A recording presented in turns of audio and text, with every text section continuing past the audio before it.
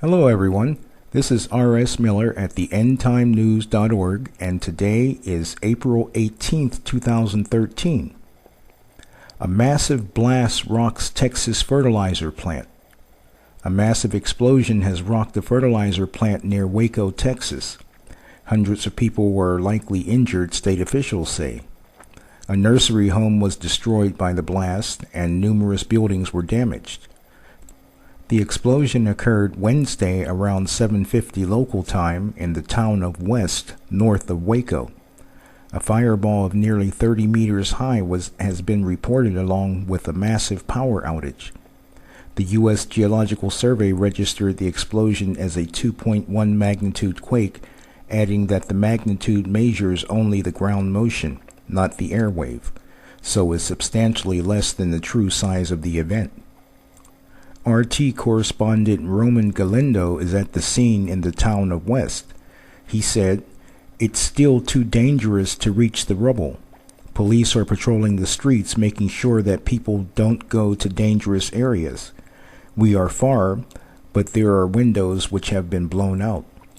There are business owners who are starting to arrive to see what has been damaged and are starting to clean up, picking up glass, boarding up windows. They are only starting to discuss what a devastating event this has been for the town of 2,600 people. A lot of people here know each other. A lot of people worry about their friends. Residential buildings near the plant, including an apartment complex, was reportedly demolished. We talked to some witnesses, and they told us that the houses were completely crushed. What was left was a pile of drywall garbage." The blast followed a fire at the plant, which is thought to have started in an anhydrous ammonia tank before spreading to the buildings in the plant. There is no official fatality count yet. Police reported that between 5 and 15 people are estimated to have been killed, including the firefighters responding to the initial fire at the plant and a law official. Dozens are feared to have died in the disaster. The neighborhood itself sustained significant damage, with buildings close to the explosion literally leveled. The Department of Public Safety reported that 50 to 75 residents have been damaged in West. DPS spokesman D.L. Wilson compared the scale of destruction to the wartime Iraq and the 1995 bombing of the Albert P. Murrah Federal Building in Oklahoma City. The U.S. Secret Service intercepts a letter for President Obama containing ricin. The FBI has announced that a letter addressed to the White House has been quarantined after testing positive for the poison ricin. The agency said Wednesday evening that it had a suspect in custody. Federal agents have arrested a man they believe mailed the letter to President Obama and Senator Roger Wicker that preliminarily tested positive for the poison ricin. The FBI named Paul Kevin Curtis of Corinth, Mississippi as its arrest. Although the letter initially tested positive for the deadly poison, official test results will be available in 24 to 48 hours.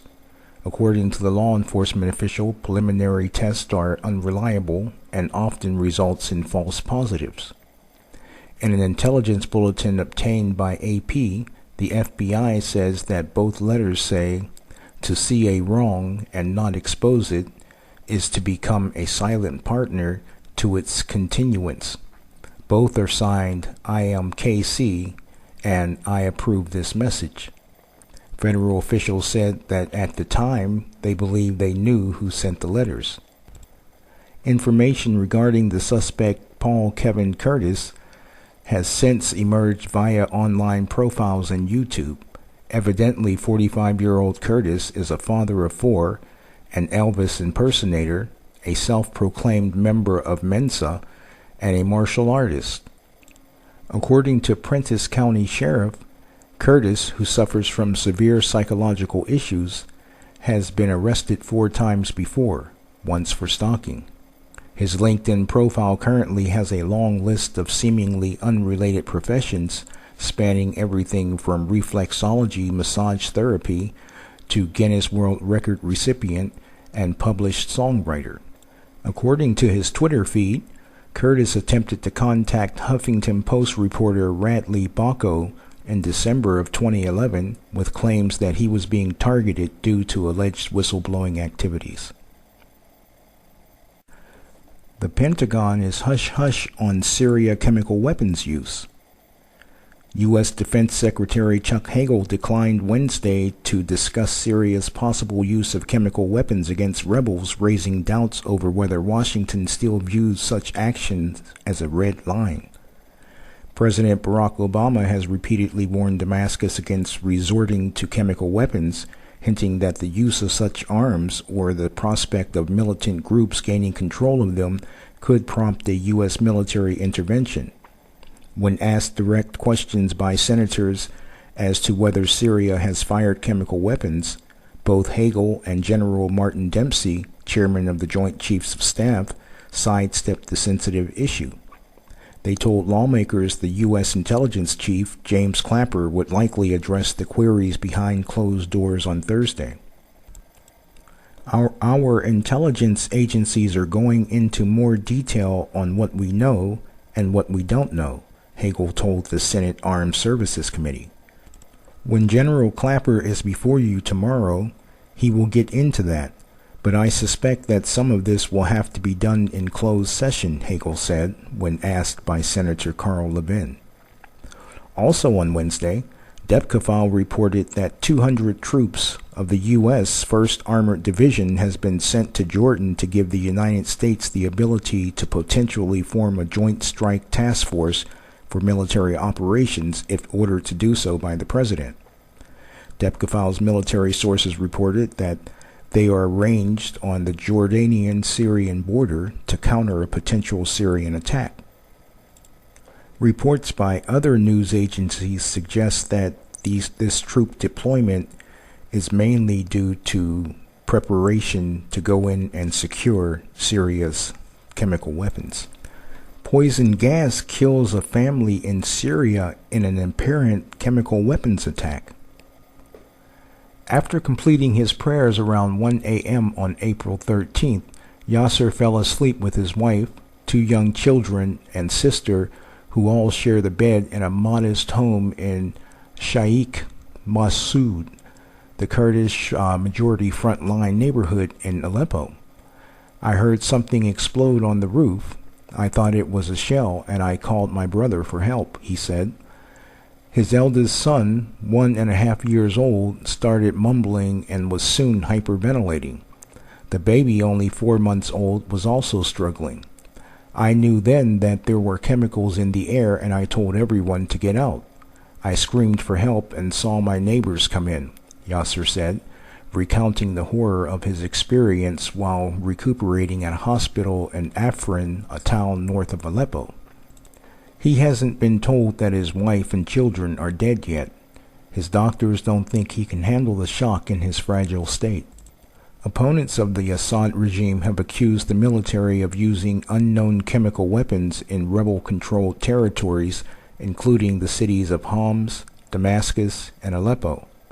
The Syrian government said rebels deployed a chlorine-based agent in Aleppo last month and formally requested that the UN send observers to investigate, but it hasn't granted permission for the team to enter.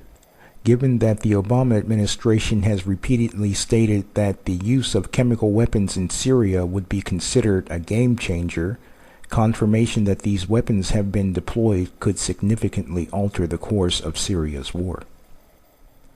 The H7N9 virus continues to spread. 2 more people in China have died from a new strain of avian influenza, bringing to 16 the number of deaths from the H7N9 virus, and the government has warned that the number of infections could rise, Reuters reported. The latest victims were from the commercial capital of Shanghai, where the majority of 77 cases have been found, the official Xinyu news agency reported late on Tuesday. The news agency adds, the city, one of China's most important international business hubs, leads the country with 9 deaths since the spread of the disease accelerated in the past several days. The World Health Organization said on Wednesday that a number of people who tested positive for the new strain of the bird flu in China have had no history of contact with poultry, adding to the mystery about the virus. Reuters writes in a separate article noting a top Chinese scientist was quoted as saying that about 40% of those with the H7N9 virus had no contact with fowl. In addition, doctors say the discovery of a 4-year-old carrier of the virus who shows no symptoms of the potentially lethal virus is a worrying development that could make the spread of the infection more difficult to monitor, according to CNN's On China blog. The new virus has flu experts on high alert, and the WHO is watching the situation closely, Scientific American writes, adding, given the mutations in the virus and the rapid accrual of cases, the agency is preparing for the worst. Until the source is identified, further cases of infection, which has so far been limited to 6 eastern provinces and municipalities, are expected in other areas of China, WHO spokesman Glenn Thomas said, adding that WHO was on the alert for mutations that could bring human-to-human transmission of the virus. According to various other reports, there is a growing concern that the H7N9 virus, if not managed properly, could become the next worldwide pandemic. In Matthew chapter 24, when the disciples asked Jesus, "When would these things be, and what would be the sign of your coming and the end of the age?" the first thing Jesus said to them, and apparently the most important, was this. And Jesus answered and said to them, "Take heed that no one deceives you. For many will come in my name, saying, 'I am the Christ,' and will deceive many." Not only was Jesus referring to false Christ who would rise up to claim to be the Messiah, but he was also referring to false prophets, as he states in verse 11. Then many false prophets will rise up and deceive many. Friends, deception is running rampant in our world today. Even among Christian churches, there can be a lot of false doctrine and ideas which allow damnable heresies into the church, causing many to be deceived. The interfaith religious movement is just one example. Many different religions all coming together and praying to their relevant gods with a little g in an effort to promote religious tolerance, unity, and world peace. From a secular perspective, it sounds like a good idea, but from a Christian perspective, it's harlotry and whoredom. Currently, interfaithism includes Christianity, Islam, and Buddhism, just to name a few. In spite of what some are teaching, these are not the same gods, and all roads do not lead to heaven. Jesus Christ said that He is the way, the truth, and the life. No man comes to the Father but by Him. In the book of Acts, chapter 4, verse 12, while speaking to the Sanhedrin about Jesus Christ, Peter said, "There is no other name under heaven given among men by which we must be saved." The Bible tells us that when Jesus returns, He would hardly find faith, and as far as I'm concerned, interfaithism is a perfect example of this. In my opinion, the interfaith movement, aside from being demonically inspired, is a clear sign that some have fallen away from the faith, giving heed to seducing spirits and the doctrines of demons. If one believes in the God of Abraham, Isaac, and Jacob, His Son, Jesus Christ, and God's Holy Spirit, then how can you have mixed prayer services when the Bible clearly states there is only one God and only one way to heaven? While one person prays to the Father in the name of the Son, Another prays to an elephant god or some other entity. If you are a Christian member of one of these interfaithism churches, then you need to get out of that church and get back to the Bible and follow Jesus Christ. Revelation chapter 17 gives us a picture which may help us to understand how this great deception can and is taking place.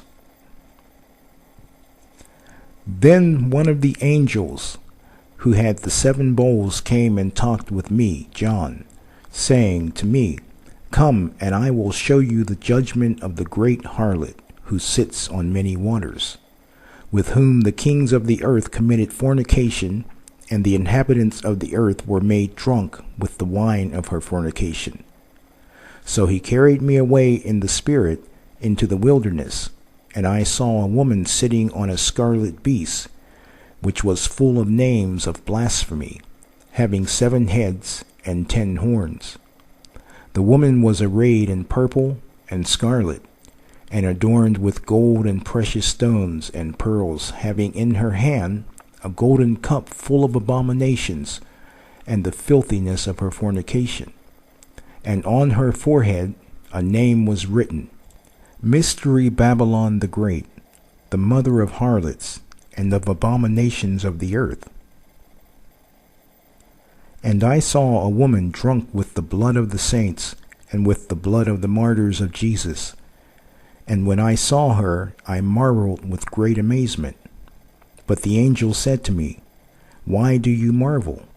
I will tell you the mystery of the woman and of the beast that carries her, which has the 7 heads and the 10 horns. The beast that you saw was, and is not, and will ascend out of the bottomless pit and go to perdition. And those who dwell on the earth will marvel, whose names are not written in the book of life from the foundation of the world, when they see the beast that was, and is not, and yet is. Here is the mind which has wisdom. The 7 heads are 7 mountains on which the woman sits. There are also 7 kings. 5 have fallen, 1 is, the other has not yet come. And when he comes, he must continue a short time. And the beast that was, and is not, is himself also the 8th, and is of the 7, and is going to perdition. And the 10 horns which you saw are 10 kings, who have received no kingdom as yet, but they receive authority for 1 hour as kings with the beast. These are of one mind, and they will give their power and authority to the beast. These will make war with the Lamb. The Lamb is Jesus Christ. And the Lamb will overcome them, for he is Lord of lords and King of kings, and those who are with him are called chosen and faithful. Moving on, it says in 15, and he said to me, the waters which you saw, where the harlot sits, are peoples, multitudes, nations, and tongues. And the 10 horns which you saw on the beast, these will hate the harlot, and make her desolate and naked, eat her flesh, and burn her with fire. For God has put it in their hearts to fulfill his purpose, to be of one mind, and to give their kingdom to the beast until the words of God are fulfilled. And the woman whom you saw is that great city which reigns over the kings of the earth. Ladies and gentlemen, that city is Mystery Babylon the Great, the mother of harlots and of the abominations of the earth. The city that's drunk with the blood of the saints and with the blood of martyrs of Jesus Christ. The city that sits on 7 hills. A city that reigns over the kings of the earth. This city, for a large part, is responsible for the interfaith movement. Can you guess which city it is? I'm sure you can figure it out for yourselves. Get back to the Bible, friends. If you happen to be in one of those churches, you need to come out. We are living in the last days, and there is nothing more important than your relationship with Jesus Christ. There is no other name under heaven given among men by which we must be saved. Don't wait until it's too late. Are you saved? Follow the link below and pray the prayer of salvation with a sincere heart, and you will be saved. God bless you.